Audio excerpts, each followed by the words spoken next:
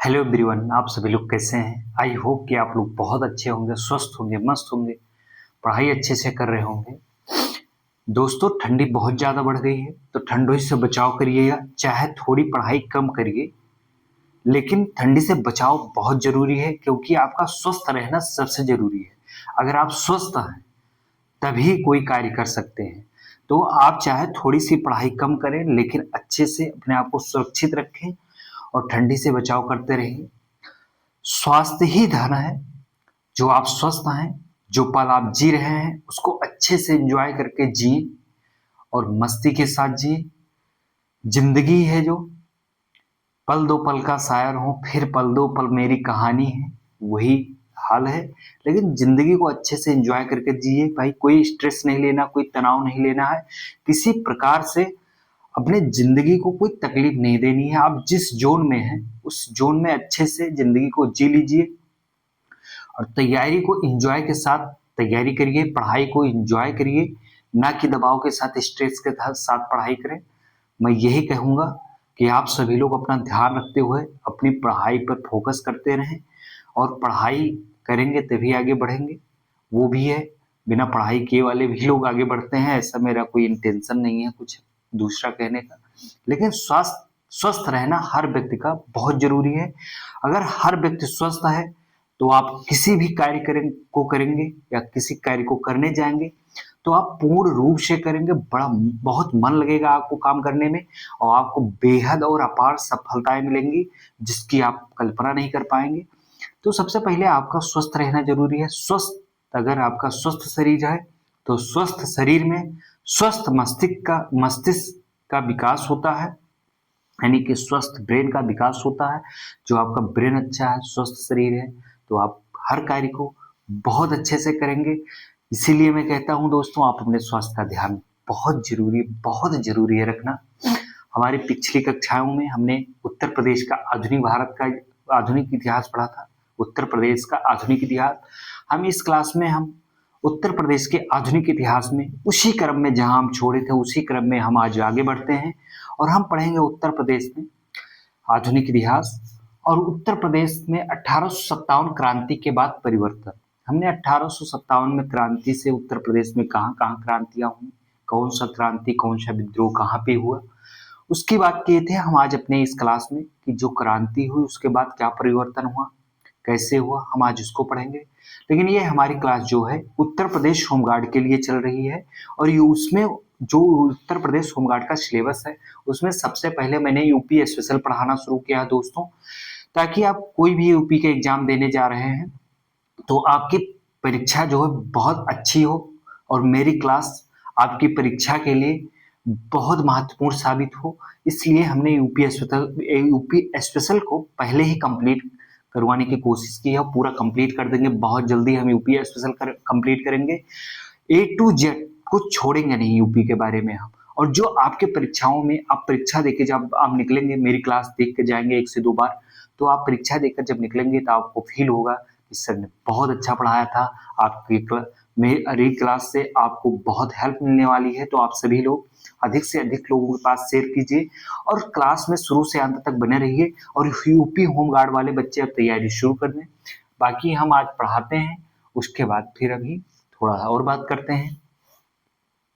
1857 की बात करते हैं। 1857 के बाद क्या परिवर्तन हुआ, पूरे भारत में क्या परिवर्तन हुआ, हिंदुस्तान में क्या परिवर्तन हुआ, तो हम जान लेते हैं। 1857 तक जो अंग्रेज की ब्रिटिश कंपनियां आई थी उनके हाथ में शासन प्रशासन था। जो वहां भारत में शासन संचालित किया जा रहा था वो ब्रिटिश कंपनी के द्वारा किया जा रहा था। किसके द्वारा किया जा रहा था?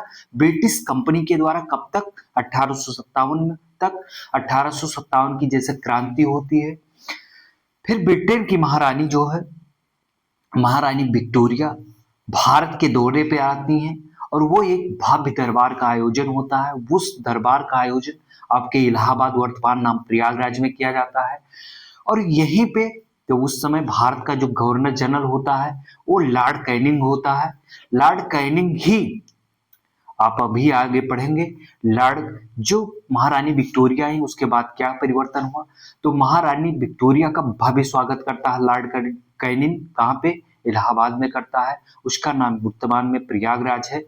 तो यहीं पे महारानी विक्टोरिया आती हैं और दरबार में घोषणा करती हैं, और जो घोषणा पत्र है, महारानी का घोषणा पत्र एक आता है। घोषणा पत्र को महारानी नहीं पढ़ती है, महारानी का जो गवर्नर जनरल नियुक्त है, जो भारत का शासन संचालित कर रहा था कंपनी के माध्यम से, अब कंपनी का प्रशासन, जो भारत का प्रशासन है, कंपनी के अधीन से छीन लेती है महारानी विक्टोरिया। अब वो शासन कौन संचालित करेगा? ब्रिटेन में बैठी हुई महारानी संचालित करेंगी, और उनका उनका जो प्रतिनिधित्व है यहाँ पे कौन करेगा? लॉर्ड कैनिंग, गवर्नर जनरल, जो महारानी वहां से आदेश देंगी उसका, उसी आदेश का पालन और उसी शासन, जो वहां से शासन का एक पत्र बन के लिख के आएगा, उसी के अनुसार यहाँ पर लॉर्ड कैनिंग जो है शासन प्रशासन का संचालन करेगा पूरे भारत का।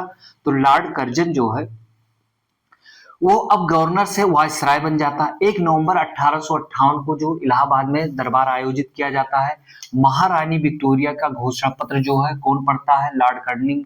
लॉर्ड कैनिंग लॉर्ड कैनिंग पढ़ते हुए कहता है कि अब भारत का शासन, देखिए अब भारत का शासन क्राउन के अधीन, क्राउन यानी कि ब्रिटेन की महारानी विक्टोरिया के अधीन हो गया है। अब क्राउन के अधीन एक भारत के मंत्री सचिव, भारत का भी एक मंत्री सचिव होगा, जो कहाँ पे होगा? वो ब्रिटेन में होगा, महारानी के पास होगा, वहां पर रहेगा। और तथा 15 सदस्यीय मंत्रणा परिषद द्वारा किया जाएगा। गवर्नर जनरल को अब वायसराय की उपाधि दी गई। जो गवर्नर जनरल था उसको अब वायसराय कहा जाने लगा। तो भारत का प्रथम वायसराय कौन था? लॉर्ड कैनिंग था। याद कर लेना, बहुत महत्वपूर्ण है। और इलाहाबाद में दरबार कब आयोजित किया गया था? 1 नवंबर 1858। 1 नवंबर 1858 को ही जो ब्रिटिश कंपनियां भारत का शासन संचालित कर रही थी, उनसे अब क्राउन के अधीन यानी कि महारानी विक्टोरिया के अधीन से भारत का शासन प्रशासन संचालित किया जाएगा। और किसके माध्यम से? लॉर्ड कैनिंग के माध्यम से। और भारत का एक जो मंत्री होगा, भारत मंत्री होगा, उसको सचिव कहा जाएगा। वो कहाँ पे होगा? वो ब्रिटेन में होगा। और यहाँ पे गवर्नर जनरल होगा, जिसको अब वायसराय के नाम से जाना जाएगा। तो भारत का शासन प्रशासन चलाने के लिए ये परिवर्तन होते हैं, जो बहुत व्यापक स्तर पर बहुत बड़ा परिवर्तन था। और महारानी विक्टोरिया अब डायरेक्ट अपने प्रतिनिधि यानी कि गवर्नर जनरल जो वायसराय होगा उसके माध्यम से भारत का शोषण करेंगी और भारत का शासन प्रशासन संचालित करेंगी। और यहाँ से इनकी एक दमनकारी और शोषणकारी नीतियां डायरेक्ट महारानी विक्टोरिया शुरू कर देती हैं। भारतीय हरिश्चंद्र, अब हम सामाजिक, उत्तर प्रदेश के सामाजिक और धार्मिक परिवर्तन भी जान लेते हैं। यहीं पे जान लेते हैं कि उत्तर प्रदेश में क्या क्या हुआ था। भारतीय हरिश्चंद्र वाराणसी से कवि वचन सुधा, मतलब भारतीय हरिश्चंद्र ने वाराणसी से अपनी पत्रिका जारी की थी। उसका नाम क्या था? पत्रिका का प्रकाशन किया था। बहुत बार पूछा गया है, ये पीसीएस से लेकर उत्तर प्रदेश के सभी परीक्षाओं में पूछा गया है। आप पीवाईक्यू उठा के देख लेना। अगर आपको सही करके आना है तो आपको भाई यार याद करके जाना पड़ेगा। कवि वचन सुधा किसकी पत्रिका थी? भारतीय हरिश्चंद्र की थी। इसका प्रकाशन कहाँ से होता था? वाराणसी से होता था। कब, किस सन में कवि वचन सुधा पत्रिका का प्रकाशन किस सन में किया गया? 1867 में किया गया। भाई मेरे याद कर लेना, 3 क्वेश्चन बन गए। भारतीय हरिश्चंद्र की कवि वचन सुधा पत्रिका जो थी कहाँ से प्रकाशन होता था? वाराणसी से। किस सन में हुआ कवि वचन सुधा की पत्रिका का प्रकाशन? 1867 में हुआ। भारतीय कवि वचन सुधा किसकी पत्रिका है? भारतीय हरिश्चंद्र की है। और हरिश्चंद्र मैगजीन, जो हरिश्चंद्र मैगजीन है, ये भी भारतीय हरिश्चंद्र की ही मैगजीन है। इसका प्रकाशन 1873 में किया था। किसने? इसमें भी 3 क्वेश्चन बन सकता है। ये कब की गई थी? 1873 में। हरिश्चंद्र मैगजीन किसकी पत्रिका है? भारतीय हरिश्चंद्र की है। तो ये याद कर लेना मेरे बाप, बहुत बार पूछा गया, फिर पूछा जाएगा। याद कर लेना, कवि वचन सुधा और हरिश्चंद्र मैगजीन किसकी है? फिर से बता दे रहे हैं, भारतीय हरिश्चंद्र की 1867 में प्रकाशन कवि वचन सुधा का हुआ था, और हरिश्चंद्र मैगजीन का 1873 में भारतीय हरिश्चंद्र ने किया।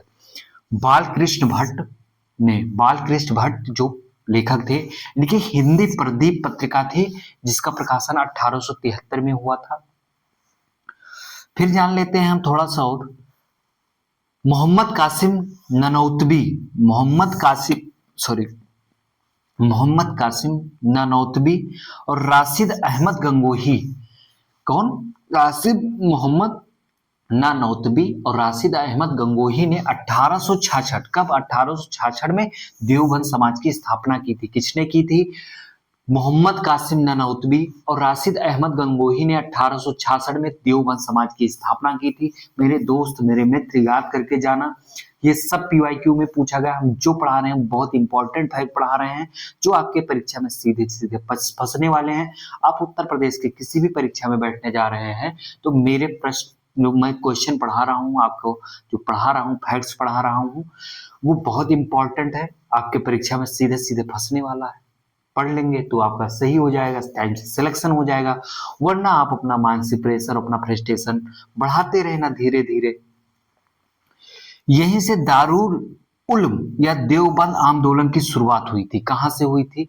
जब देवबंद समाज की स्थापना हुई, वहीं से दारुल उल्म या देवबंद आंदोलन की शुरुआत हुई थी। अलीगढ़ आंदोलन के संस्थापक कौन थे?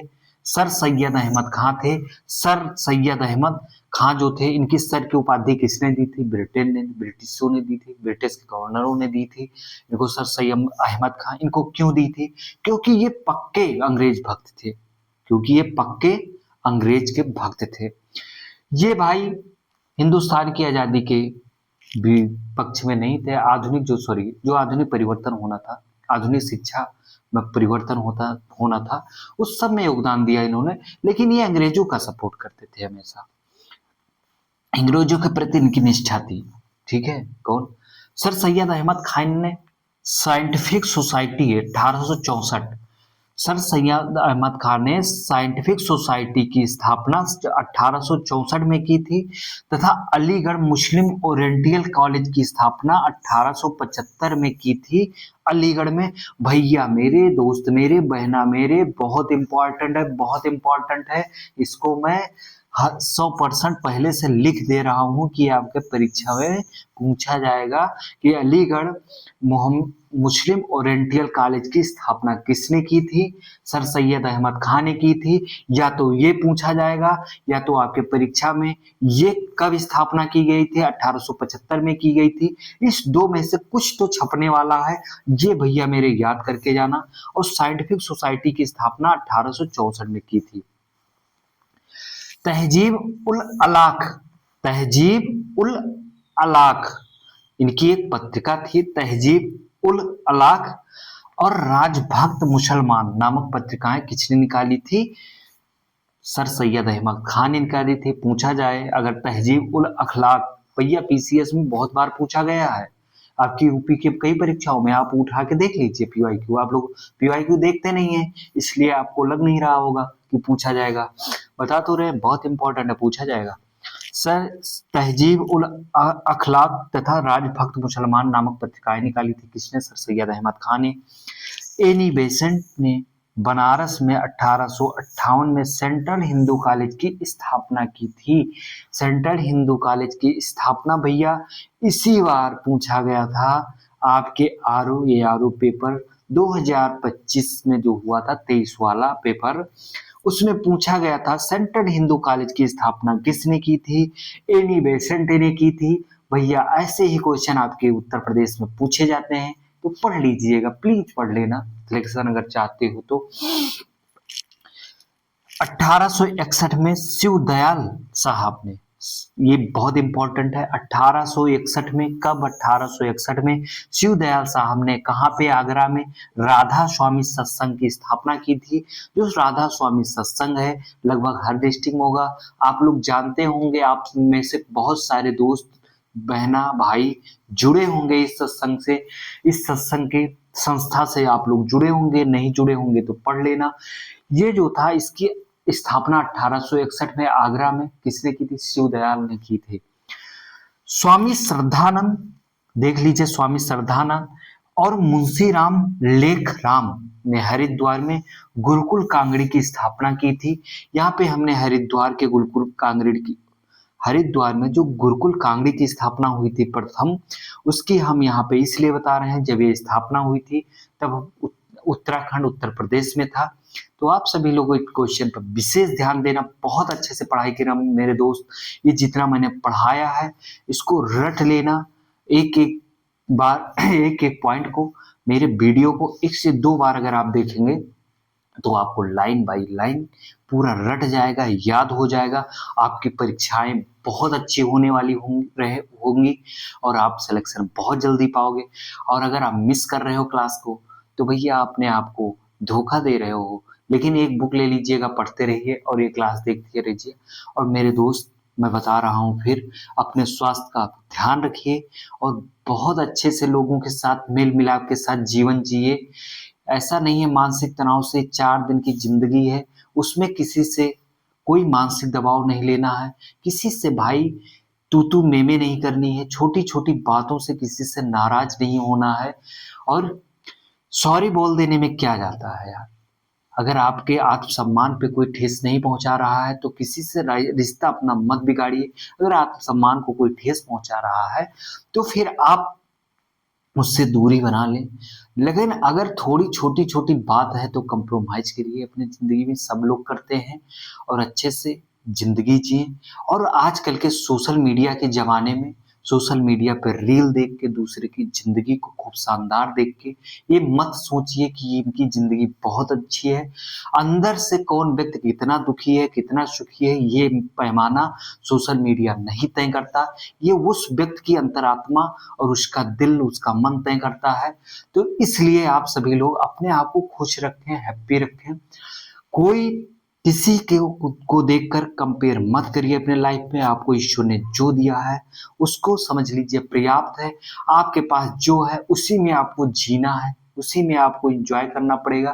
तो आपके पास जितना है उतने ही संसाधन में अपने आप को खुश रखें, मस्त रखें, किसी से कंपेयर न करें। सोशल मीडिया की दुनिया को देख करके अपने आप को पिछड़ा हुआ या अपने आप को या अपने मन को दुखी ना करें।